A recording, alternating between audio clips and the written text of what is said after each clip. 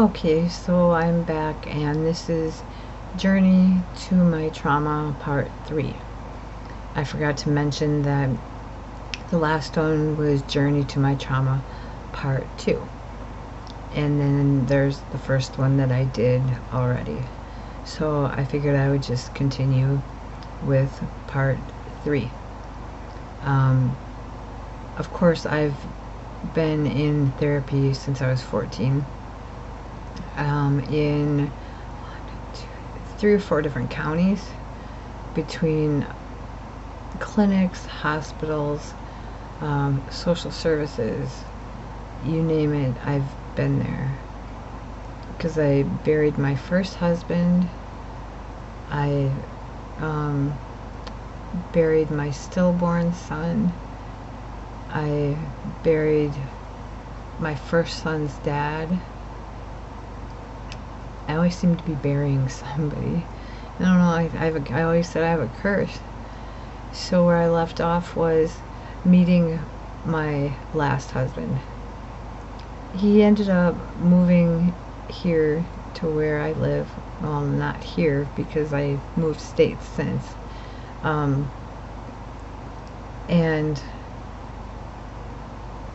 he ended up being able to transfer his job, which was really good. And we had an apartment together. We ended up on the 20-acre farm. I know I got that far. And it was fantastic for the boys and for us.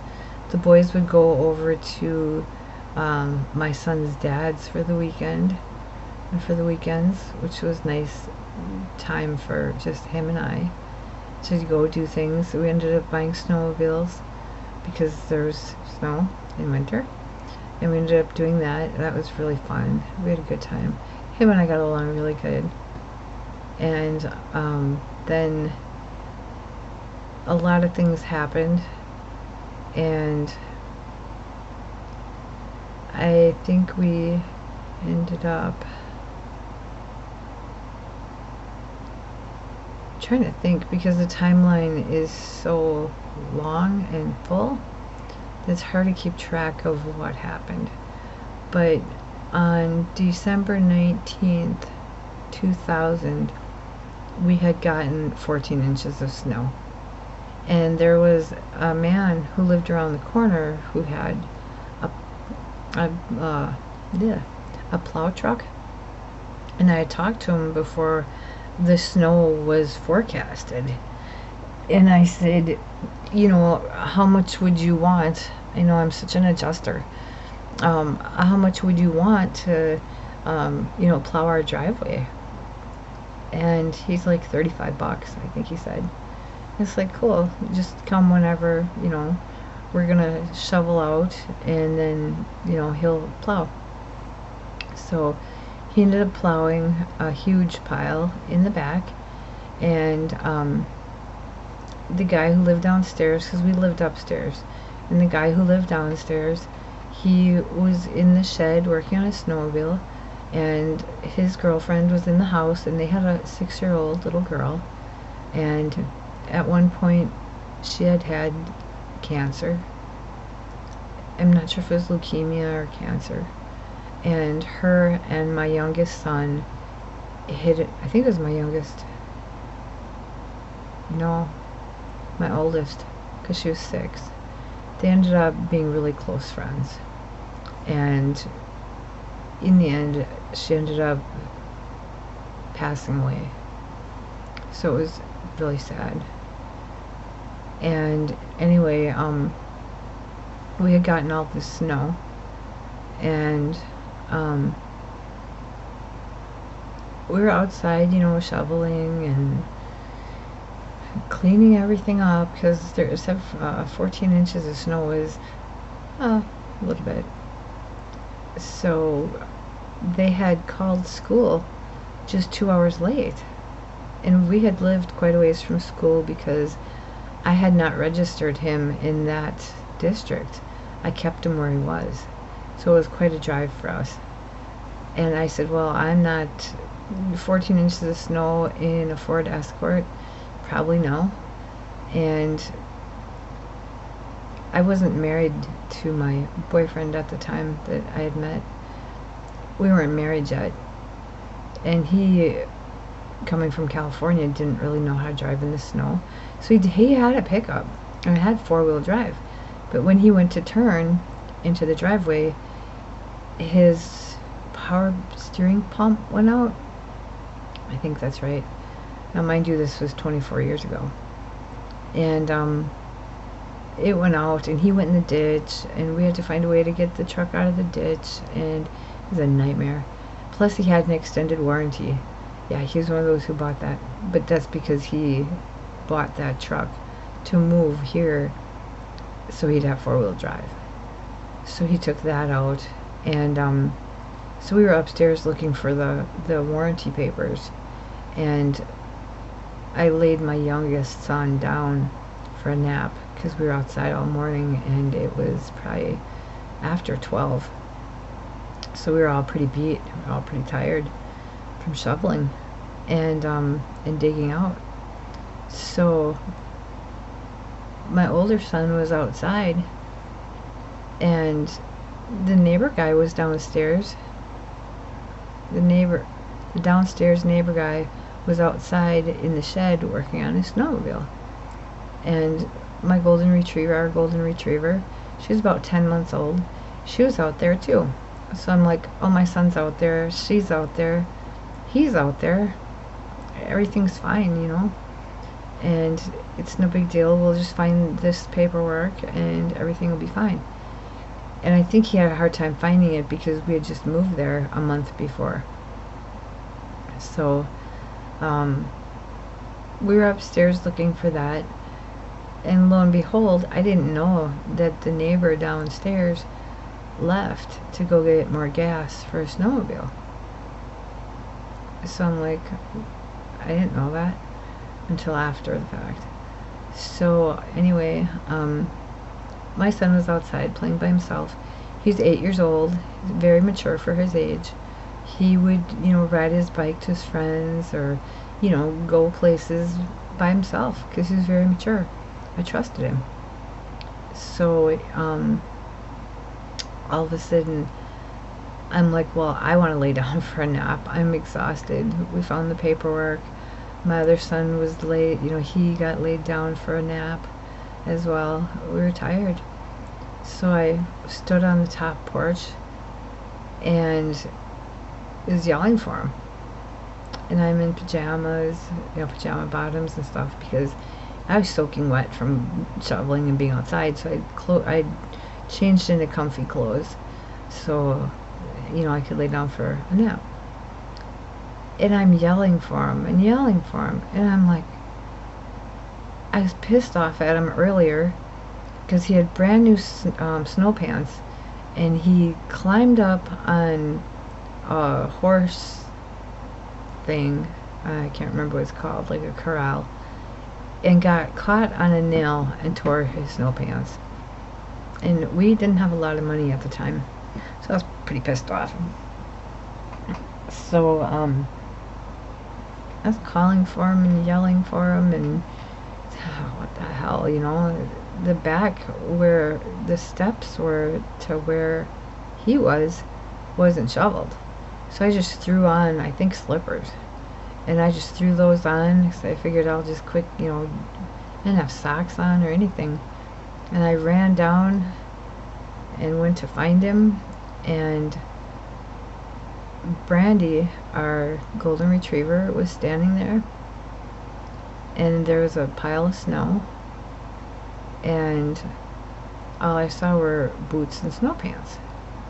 And I'm like, quit screwing around, this isn't funny, you know. And I'm just like, come on, we gotta go in, we're gonna have a nap. Yeah, and nothing. So I'm like, what the fuck?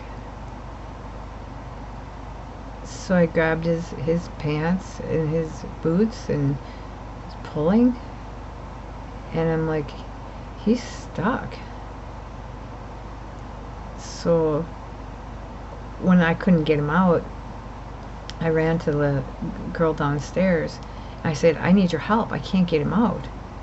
So her and I grabbed hold of him, and we yanked and pulled, and finally got him out and laid him down on the ground.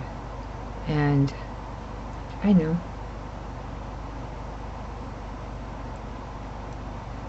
But I said, I need you to get your phone. I have to call 911. So I'm, screaming to 911. Of course, they're telling me to relax and calm down and tell them what happened, and I'm screaming.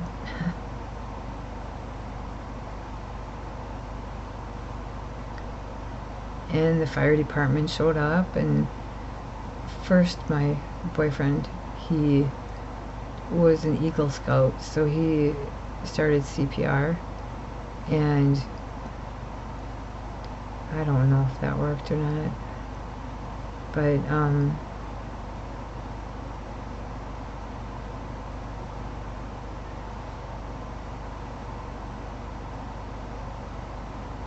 the fire department showed up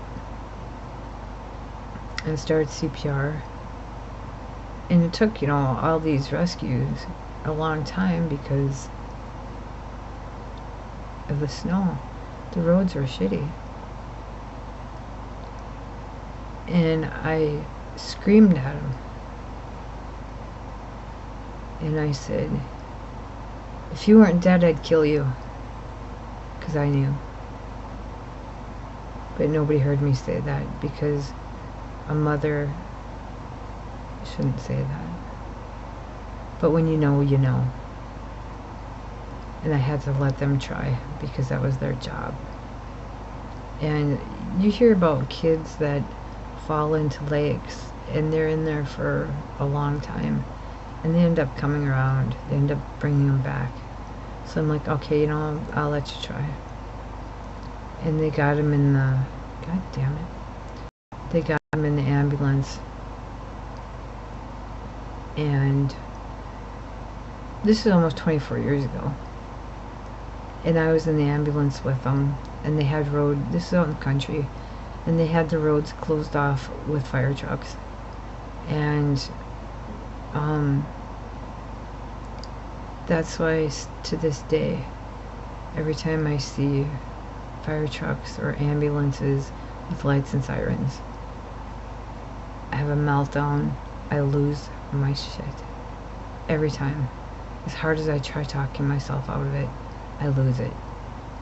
My one therapist, she's like, well, if you live near a firehouse or something, go there and ask them to, if they can turn the lights and sirens on for you, to try to get you used to it, and try to not get immune to it, but get used to it. And I said, so she's like, I'm supposed to expose myself to it over and over until I can accept it and get used to it. And I said, oh, would that be kind of like if you got raped? In order to get over it, you have to keep getting raped over and over and over until you get used to it? She was speechless. She said, no, that's not exactly what I meant. I said, well, that's exactly what you're saying. My current therapist, I told him the same thing. And he goes, well, how about this theory? How about, instead of thinking somebody's hurt, how about try thinking they're going to save somebody. They're there to help somebody. Nope. I tried. I lose it. I was in the ambulance with him, screaming.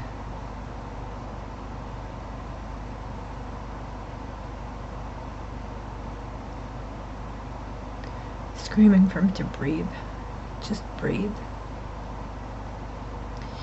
And the driver, I was in the passenger seat, and the driver is on the walkie-talkie, or CB. And there was, the Flight for Life. Yeah, I have that on standby. I said, no, don't have it on standby. Get it there to the hospital. I don't want it on standby. I want it there. So he got back on and he goes, cancel that, get it en route. So I was really surprised. Sorry. So they get him at the hospital. And there really wasn't much they could do. They had to get him to a trauma center. So they had to life flight him there. And they got him there. And I think I told this story in one of my other videos, but this is just part of the trauma videos. Because this is the worst trauma ever for me. Next to my divorce. Oh, ahead of my divorce. But anyway, so they got him up there, and we got up there, and you know, they asked, do you want to be an organ donor? And I said yes. And he was able to donate his kidneys and pancreas to a 34-year-old man, and he was only 8.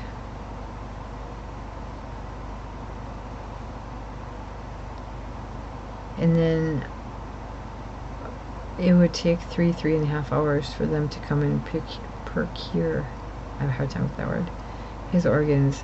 So, because they said, well, he's brain dead. And if for some reason he comes out of it, he's gonna probably be vegetable. And I said, I want him the way he was, or I don't want him at all. So I don't say goodbye. I say, I'll see you later. And I left. Because they had to do physical CPR on him for 3.5 hours. They had to keep switching out nurses and continue to do CPR on him until they got there. I don't really want to know details on what that involves.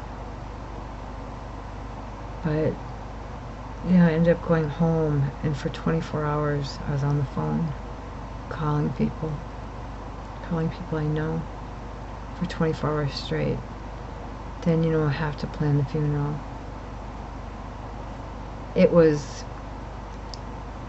I held nothing back. I had catering, I had everything. I didn't hold anything back. Why? Just like his stone, if you want to call it that. He's in one of those cemeteries that everything has to be flat so they can mow. He had, I don't know if he still does, but he had the largest single plot because of all the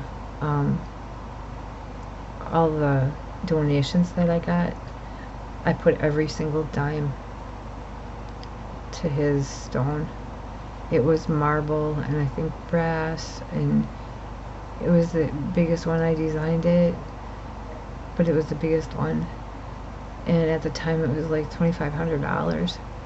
Now it's like over $6,000 at least. It was 24 years ago. Unfortunately, the man who ran the cemetery, I don't know what you call him and I were really close, and he died not too long ago. So now when I go there, they don't have a fucking clue who I am, and they can't help me because they were mowing, and where his stone was, it would go and slope down because it was kind of swampy, so it would slowly sink on one side and the other side would go up, and they would just fucking mow over it. They didn't give a shit. So it ended up that they chipped the corners. And when I saw that, I was irate. Oh my God. It felt so disrespected. Not me necessarily, but to him.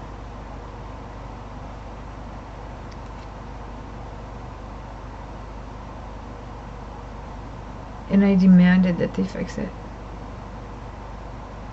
And it's not like something that, you know, is a toothpick you can just pick up and move, and, you know, it's a huge piece of marble that you have to lift, and, you know, they have equipment for that, so it shouldn't be a problem.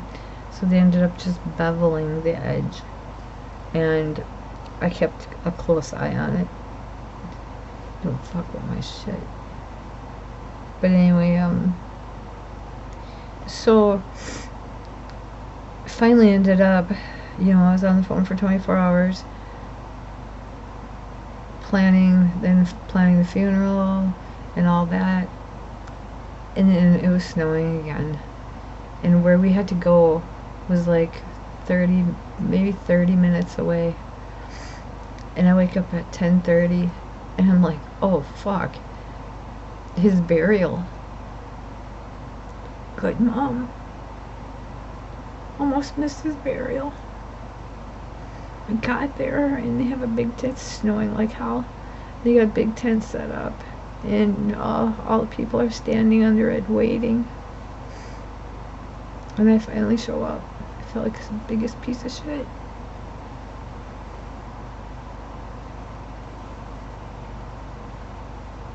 His funeral was hard because, you know, you gotta stand there. You know, everybody comes through and they have little trinkets and little gifts and little things to put in his coffin.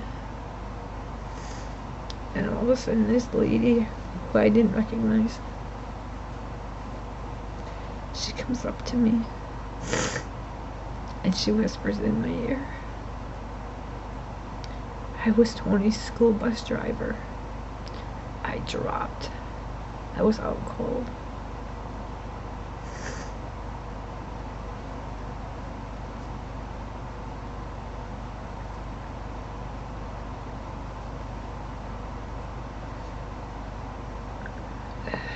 Sorry.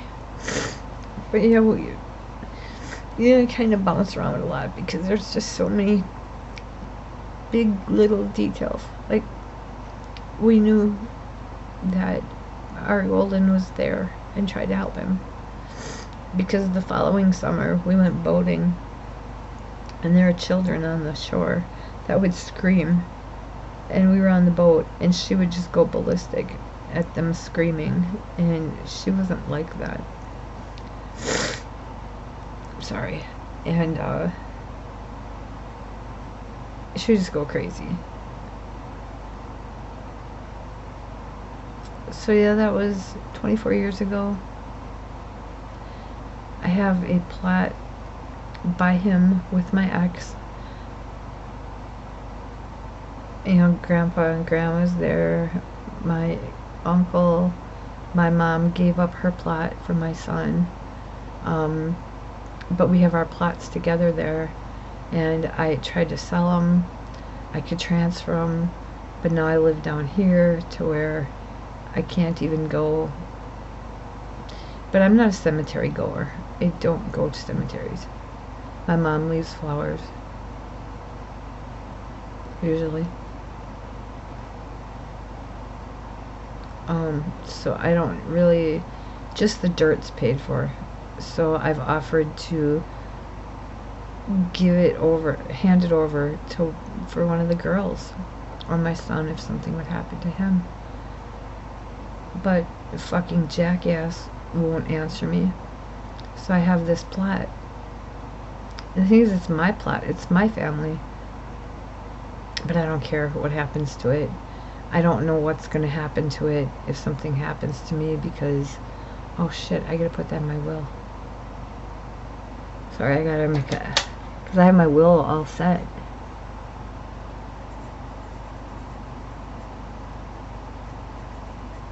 I have it all printed out, as a matter of fact. I don't know. I guess that would be the only thing I would leave, because I'm estranged from my children. I'm estranged from my family. So what would happen with that plot? It's in my name. So I don't really know what would happen to it. I guess I forgot to put that in there. It's pretty important. Otherwise, maybe it's just gonna sit there. I don't know. Thanks for reminding me of that. So yeah, I mean, we had gone shopping for them for new clothes. I ended up having to take it back, his clothes. They're like, why are you bringing it back? And I had to tell him, because he passed away.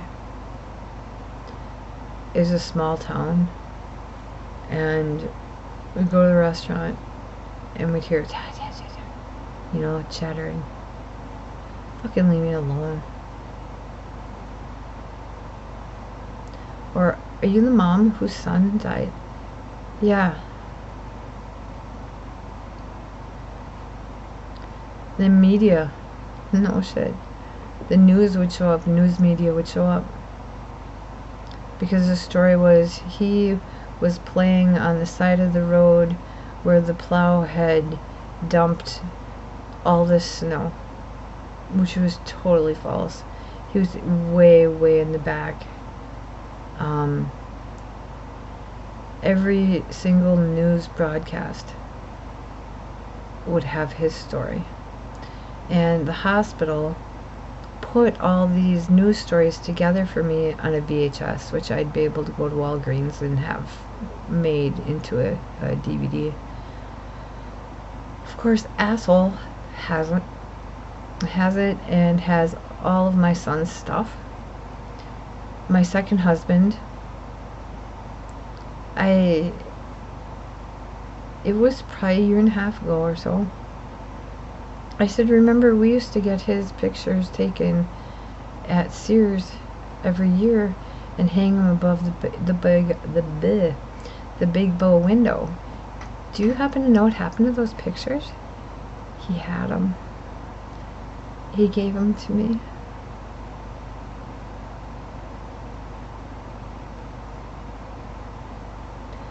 Those both the only pictures I have of him. I don't have his baby book. I don't think I have his birth certificate. All that was at the house, and I asked for it.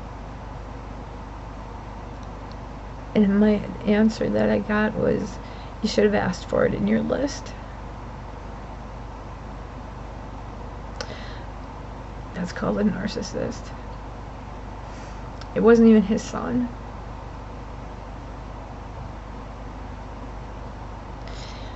So, these days, I watch the obituaries. And I did a video about adult estranged children and family functions, about funerals, weddings, things like that.